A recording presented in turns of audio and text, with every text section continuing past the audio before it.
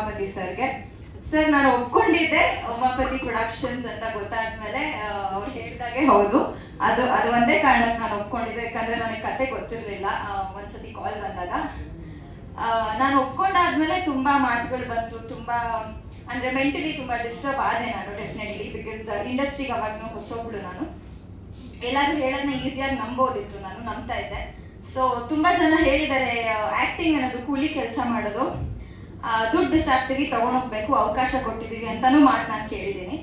But ನೀವು ನಿಮ್ಮ ಮನೆ ಮಗಳ ಥರ ನನ್ನ ನೋಡ್ಕೊಂಡಿದ್ದೀರಾ. ನಾನಿಂದ ಮನಸ್ಸಿಂದ ಹೇಳ್ತಾ ಇದ್ದೀನಿ. ನಿಮಗೂ ಚಿಕ್ಕ ಹುಡುಗಿ ಮಗಳಿದ್ದಾಳೆ, ಸೊ ಅವಳನ್ನ ಹೇಗೆ ನೋಡ್ಕೊಂಡಿದ್ದೀರಾ, ನೀವು ಅಷ್ಟು ನಮ್ಮ ಸೆಟ್ಟಿಗೆ ಬಂದಿಲ್ಲ, ನೀವು ಬ್ಯುಸಿ ಇರೋದ್ರಿಂದ. ಬಟ್ ಯಾವಾಗ ಮೀಟ್ ಆಗಿದ್ದೀರಾ, ನಿಮ್ಮ ಜೊತೆ ನೀವು ಅಂದರೆ ನಿಮ್ಮ ಟೀಮ್ ತುಂಬ ಚೆನ್ನಾಗಿ ನನ್ನ ನೋಡ್ಕೊಂಡಿದ್ದೀರಾ, ಫ್ಯಾಮಿಲಿ ಥರ ನೋಡ್ಕೊಂಡಿದ್ದೀರಾ. Thank you so much.